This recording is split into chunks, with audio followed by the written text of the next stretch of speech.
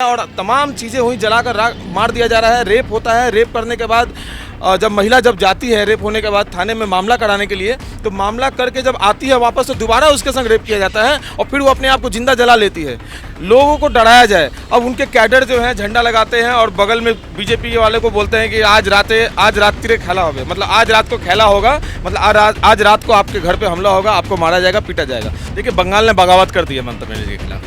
बंगाल ने बगावत कर दी है। सर, आप लोगों का बहुत बहुत धन्यवाद हमारे चैनल के साथ जुड़ने के लिए। जैसे बंगाल चुनाव दिन पर दिन जैसे करीब आ रहे हैं, हिंसा, दंगा और इस तरीके की जो सियासी गहमा गहमी है यहाँ बढ़ती जा रही है। कभी ममता बनर्जी की रैली, और सबसे बड़ी बात हमें देखने को मिलता है जहाँ पे जिस मैदान पे अमित शाह जी और नरेंद्र मोदी की रैली होती है, उसी रैली को गंगा जल से पवित्र करके ममता बनर्जी की रैली होती है कि यहाँ पे पवित्र किया जा रहा है। तो क्या है ये दंगा, क्या है ये हिंसा और क्या है ये परिवर्तन यात्रा, कुछ बताएंगे? हम दिल्ली से आए सर, हमारे व्यूअर्स जानना चाहते हैं आपसे। पश्चिम बंगाल में यहाँ पर जो राजनीति होती है, ये लाश के ऊपर राजनीति होती है। जिस प्रकार से 34 साल में कांग्रेस जो है, जिस प्रकार से कांग्रेस ने जिस प्रकार से सीपीएम के ऊपर अत्याचार किया 77 से 78 के दशक में, और उसके बाद सीपीएम ने कांग्रेस के ऊपर किया, फिर टीएमसी आई, टीएमसी के ऊपर में अत्याचार हुआ, और टीएमसी का आने के बाद लोगों ने ये सोचा था कि अब पश्चिम बंगाल का शायद माहौल बदलेगा, परिवर्तन का एक नारा दिया गया था। लेकिन ये परिवर्तन सिर्फ कागज़ और कलम में रह गया, लोगों ने इसको देखा नहीं। यहाँ पर पश्चिम बंगाल में जब ममता बनर्जी की सरकार आई तो ममता बनर्जी ने सबसे पहले कहा था कि बदला नहीं, बदल चाहिए, लेकिन उसको चरितार्थ वो कर नहीं पाई। पश्चिम बंगाल में उनके नेता, उनके गुंडे, उनके माफिया यहाँ पर पूरी तरह से तोलाबाजी, गुंडागर्दी और किसी भी प्रकार से सत्ता को में बने रहने के लिए चाहे जिस हद तक भी जाना पड़े वो लोग गए। और उसी का नतीजा है कि हमारे भारतीय जनता पार्टी के 140 कार्यकर्ताओं को अपने जान देनी पड़ी, उनको फांसी पर झुला दिया गया।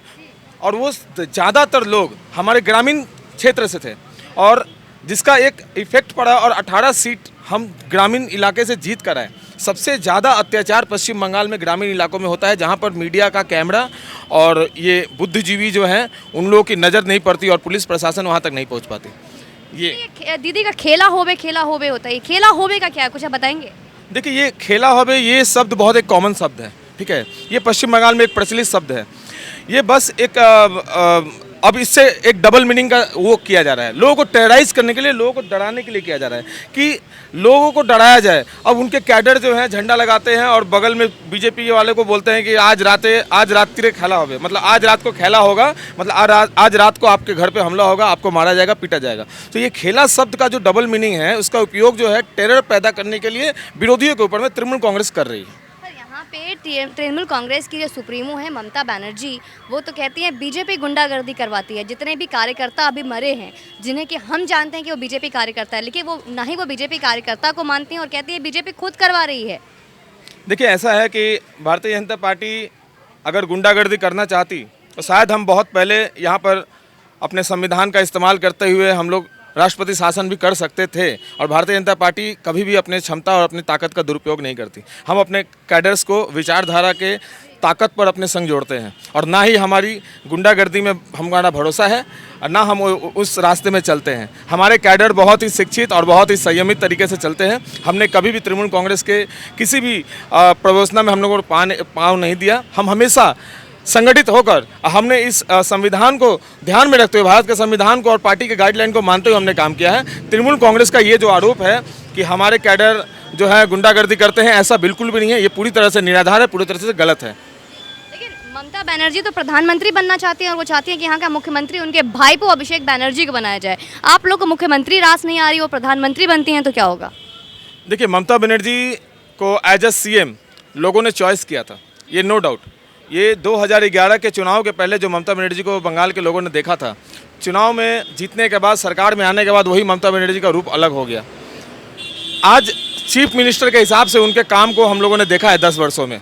अगर उन्होंने चीफ मिनिस्टर के हिसाब से अच्छा काम किया होता तो बेशक उनको बंगाल की जनता जो है उनको चुनकर यहाँ से भेजती प्रधानमंत्री के लिए, लेकिन ऐसा कुछ भी नहीं है। ममता बनर्जी जी अगर खुद सोच रही हैं कि वो प्रधानमंत्री बने, लेकिन वो सोच सकती है, लेकिन जनता ऐसा नहीं सोचती, आम लोग ऐसा नहीं सोचते। दिनेश त्रिवेदी जी हो गए, तिवारी जी हो गए, सब कोई टीएमसी को छोड़कर बीजेपी में जा रहा है, ऐसा क्या कारण है इसका?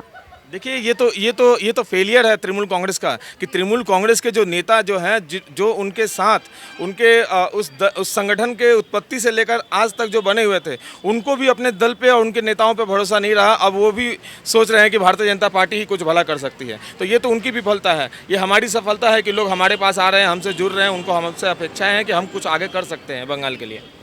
लगभग माना जा रहा है कि 15 लाख की भीड़ इकट्ठा होने वाली है कल की रैली में, जहाँ पे नरेंद्र मोदी खुद आने वाले हैं यहाँ पे।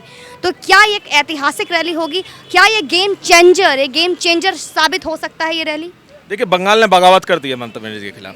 बंगाल ने बगावत कर दी है और 15 लाख की जो आपको जी सूचना है, मैं उसको करेक्ट कर देना चाहता हूँ कि 15 लाख, माफ़ कीजिएगा, 15 लाख की जो संख्या है वो ब्रिगेड के मैदान के भीतर होगी और लगभग 4-5 लाख लोग तो बाहर में होंगे जो अपनी प्रतीक्षा करेंगे बाहर अंदर जाने के लिए। 20 लाख से भी ज़्यादा होगी। ना अतीत में ऐसा कोई जनसभा हुआ होगा, ना भविष्य में ऐसा होगा। एक ऐसा ऐतिहासिक कार्यक्रम होने वाला है नरेंद्र मोदी जी की अध्यक्षता में। कौन हो सकता है बंगाल का अगला मुख्यमंत्री? ये भारतीय जनता पार्टी डिसाइड करेगी। हम सिर्फ और सिर्फ कमल फूल और भगवा निशान को लेकर उतरे हैं पश्चिम बंगाल में। हमारी विचारधारा, हमारी आइडियोलॉजी ही हमारा प्रतीक है, हमारा प्रतिबिंब है, हमारा प्रतीक चिन्ह है। हम उसी के ऊपर चुनाव लड़ेंगे। हमारा कोई भी कार्यकर्ता मुख्यमंत्री बनने का रखता है, हौसला रखता है और काबिलियत रखता है।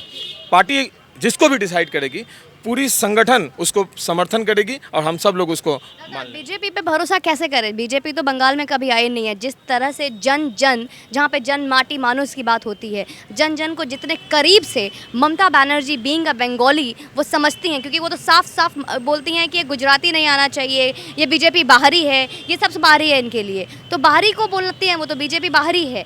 तो एक बाहरी आकर आपके बंगाल पे रूल कैसे कर सकता है, कैसे राज करेगा? जो पार्टी, जो संगठन या जो व्यक्ति ये कहता है कि बंगाल में भारत के किसी अन्य प्रांत से आने वाले व्यक्ति बाहरी हैं, उसको बंगाली कल्चर में भरोसा ही नहीं है। वो बंगाल का कल्चर वो जानता ही नहीं है। इस पश्चिम बंगाल से नेताजी सुभाष चंद्र बोस से लेकर हमारे स्वामी विवेकानंद, ऋषि अरबिंदो से लेकर तमाम हमारे ऐसे क्रांतिकारी, हमारे ऐसे समाज सुधारक हुए जिन्होंने पूरे विश्व को रास्ता दिखाया। हमारे लिए विश्व हमारा परिवार है और ये सभी हमारे कुटुंब हैं। तो हम ऐसी विचारधारा बंगाल के लोगों की विचारधारा है।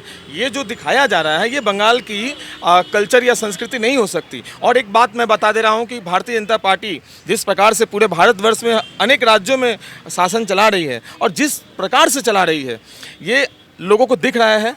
अगर हमें भारतीय जनता पार्टी को बंगाल में अगर मौका मिला तो भारतीय जनता पार्टी सबसे पहले यहाँ के जो गरीब, शोषित, वंचित जो लोग हैं, जिन लोगों को उज्ज्वला योजना में जिन लोगों को गैस नहीं मिला, उन लोगों तक गैस पहुंचाने के लिए, आवास योजना के लिए हम काम करेंगे। हम काम करेंगे लोगों को, जिन लोगों को नमो हेल्थ अभी तक 5 लाख रुपए का जो मोदी जी का स्कीम है जो नहीं मिल पाया, उनको पहुंचाने के लिए हम प्रयास करेंगे। उन 74 लाख कृषकों को, उन 74 लाख किसानों को जिन लोगों को अभी तक 6,000 रुपये सालाना जो कृषक निधि जो है वो नहीं मिल पाया, हम इसके लिए प्रयास करेंगे कि लोगों का इंफ्रास्ट्रक्चर, लोगों का लिविंग स्टैंडर्ड, लोगों का यहाँ पे स्वास्थ्य व्यवस्था, यहाँ पे जो बच्चे पढ़ के पास हो रहे हैं, जिनको नौकरी चाहिए उनको बंगाल में नौकरी मिले, यहाँ पर पढ़ाई की, शिक्षा की व्यवस्था मजबूत हो। ये सभी जो बुनियादी जो चीज़ें हैं। और सबसे बड़ा चीज़ कि महिलाओं के लिए सुरक्षा। बंगाल जो है महिला सुरक्षा के मामले में सबसे नीचे है। यहाँ पर बंगाल में सबसे ज़्यादा नेशनल रिपोर्ट है जहाँ पर सबसे ज़्यादा एसिड अटैक होता है। यहाँ पर महिलाओं के ऊपर में उत्पीड़न होता है। तमाम बलात्कार से लेकर तमाम घटनाएं घटती हैं। आज भी 8 साल पहले एक घटना घटी थी जिसमें एक महिला को मार दिया गया और तमाम चीज़ें हुई, जलाकर मार दिया जा रहा है। रेप होता है। रेप करने के बाद जब महिला जाती है रेप होने के बाद थाने में मामला कराने के लिए, तो मामला करके जब आती है वापस तो दोबारा उसके संग रेप किया जाता है और फिर वो अपने आप को जिंदा जला लेती है। तो ये यहाँ की कानून व्यवस्था, यहाँ की सरकार के ऊपर में लोगों की आस्था और विश्वास है कि लोग अपने आप को जब देख रहे हैं कि जब हमको सरकार से और सुरक्षा नहीं मिल रही है, पुलिस से सुरक्षा नहीं मिल रही है, तो लोग अपने आप को ख़त्म कर ले रहे हैं। ये व्यवस्था है यहाँ पे बंगाल की। तो आखिरी सवाल, यहाँ पे बंगाल का रोजगार का क्या है? क्योंकि यहाँ पे हमने सुना कि सिंगूर में टाटा फैक्ट्री आने वाली थी जो नहीं आ पाई। तो क्या है यहाँ के रोजगार, क्या करते हैं यहाँ के जन? देखिए, हमारे हिंदू सनातन धर्म में एक परंपरा रही है कि हम लोग दिवाली के दिन और धनतेरस के दिन हम लोग दिया जलाते हैं और लक्ष्मी को बुलाते हैं, माँ लक्ष्मी को। बंगाल जो है, बंगाल में जब यहाँ पर टाटा नैनो की फैक्ट्री और तमाम चीज़ें जो जिंदल ग्रुप की जो फैक्ट्रियाँ हैं और तमाम जितने भी इन्वेस्टर जब यहाँ पर इन्वेस्ट करना चाह रहे थे, तब उन लोगों को ममता बनर्जी ने यहाँ से भगा दिया। आप एक बार सोच के देखिएगा, अगर टाटा कंपनी को यहाँ से भगाया जाता है तो कौन सी ऐसी कंपनी है जो रिस्क लेने के लिए आएगी बंगाल में। यहाँ पर माहौल जो है सुधारना पड़ेगा और ये माहौल को सुधारेगी भारतीय जनता पार्टी। भारतीय जनता पार्टी का मानना है कि ये बंगाल का जो 2021 का जो चुनाव है, ये कोई राजनीतिक लड़ाई नहीं है। हमारा ये नहीं मानना है कि हम भारतीय जनता पार्टी तृणमूल कांग्रेस संग लड़ रहे हैं, राजनीतिक लड़ाई है। ये लड़ाई जो है यहाँ के लोगों की लड़ाई है। यहाँ के जो लोग हिंदू जो परिवार हैं जिनके ऊपर में अत्याचार हुआ, धूलागढ़, आसनसोल, रानीगंज, नोआखाली से लेकर आपका तेलनीपाड़ा से लेकर तमाम जगहों पर जो कालियाचक में जो दंगा हुआ, इन दंगों में जो लोग पीड़ित हैं, जिनको एक तरफा न्याय नहीं मिला, जिनको एक तरफा अन्याय मिला, उन सब लोगों की लड़ाई है। ये लड़ाई है हमारे महिलाओं की सुरक्षा के लिए, लड़ाई है शिक्षा के लिए, यहाँ के इंफ्रास्ट्रक्चर के लिए, यहाँ के युवाओं के रोजगार के लिए। हमारा मानना है कि ये लड़ाई हमारी नहीं है, ये लड़ाई बंगाल के लोगों की लड़ाई है, हमारी, आपकी और हम सब की लड़ाई है। सर क्या नाम है आपका? सूरज कुमार सिंह। तो बहुत बहुत धन्यवाद सूरज जी, आप बहुत बहुत धन्यवाद, बहुत बहुत धन्यवाद।